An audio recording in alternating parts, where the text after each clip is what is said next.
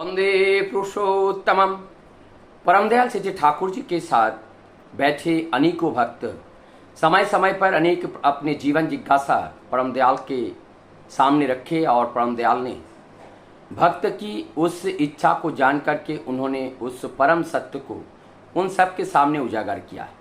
ऐसे ही एक प्रश्न एक भक्त ने जो बहुत ही प्रचलित है, ऐसे बारंबार गुरुओं से अनेकों भक्तों ने पूछा कि गुरु हमारे जीवन में ग्रहण करना जरूरी है, ग्रहण करने का उद्देश्य क्या है एवं गुरु के बिना क्या जीवन को चलाना संभव नहीं है।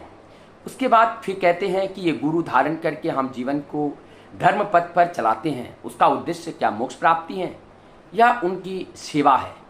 तो ऐसे अनेक प्रश्न का उत्तर परमदयाल श्री ठाकुर जी कहते हैं, ये गुरु जीवन में धारण करने का अर्थ है जीवन की गुरुत्व, जीवन के महत्व, जीवन की उस ज्ञान की प्रकाश को प्रकाशित होने के लिए गुरु की जरूरत होती है, आदर्श की जरूरत होती है, ज्ञानी की जरूरत होती है जो हमें पथ दिखाएगा। यदि वो पथ ना देखने वाले व्यक्ति वो पथ कैसे दिखाएगा। बिना आंख वाले हमें रास्ता कैसे दिखा सकते हैं। ऐसे आंख वाले जो होते हैं, आंख वाले का मतलब ज्ञान वाले, जो ज्ञान वाले होते हैं वो ज्ञान वाले को ही अपने जीवन का गुरु मान करके हम उनके शरण में आते हैं और वो हमें पथ दिखा करके सही राह पर ले जाते हैं। उद्देश्य तो और है, ये तो साधारणता इस बात को कहा जाता है क्योंकि गुरु के प्रति अनुरक्ति के बिना, गुरु के प्रति अनुराग के बिना इस जो देह मिले हैं, अहंकार का ये देह, अहंकार के देह से अहंकार को निर्मूल करने का, अहंकार को शांत करने का गुरु की आशीर्वाद के बिना, गुरु की दया के बिना, गुरु की प्रेम के बिना, गुरु की करुणा के बिना, गुरु की आशीर्वाद के बिना ये संभव नहीं है। और गुरु के आशीर्वाद का प्राप्त होते हैं, गुरु के अनुशासन बात को जीवन में जब हम परिपालन करके चलते हैं तो निश्चित रूप से गुरु के प्रति वो श्रद्धा, वो भक्ति हमारी अंदर उत्पन्न हुए जो प्रवृत्तियां हैं, सारे प्रवृत्तियों को शांत कर देते हैं। तभी हम इस साधना के पथ पर चलने में किसी भी तरह का कोई बाधा उत्पन्न नहीं होते हैं। दूसरी बात आते हैं कि गुरु को जीवन में धारण करके क्या हम जीवन मुक्ति, जीवन साधना क्या एवं इस उपभोग करने के लिए, सेवा करने के लिए, क्या करने के लिए हमारा जीवन उद्देश्य क्या है, लक्ष्य क्या है। जब इस बात को देखते हैं तो क्या मुक्ति ही जीवन का लक्ष्य होना चाहिए? क्या मुक्ति से ही सर्व कुछ शांत हो जाते हैं और मुक्ति ही जीवन का चरम एवं परम है? बोलते हैं कि मुक्ति जब हम प्राप्त करते हैं, मुक्ति में कोई लोक नहीं है।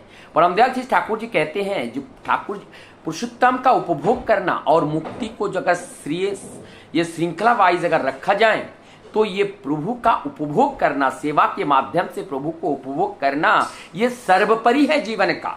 और सबसे निम्नतम स्तर होते हैं मुक्ति को लाभ करना, मुक्ति को लाभ करना, मुक्ति को लाभ करना।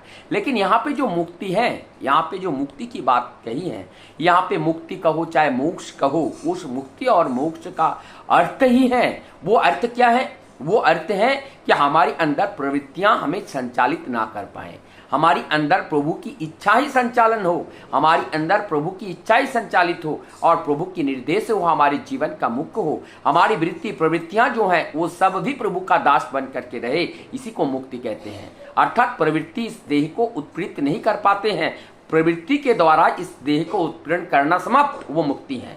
अब वो साधना है, वो मोक्ष है। जैसे पेड़ में फल पक जाते हैं और पकने के बाद उस फल को तोड़ना नहीं पड़ता है, सता ही उस पेड़ के साथ जो संयुक्त है, जो अटैचमेंट है, वो अटैचमेंट उससे छूट जाता है और उससे वो फल नीचे आ जाता है। पेड़ को भी पता नहीं चलता है कि वो फल हमसे जो है अलग हो गया।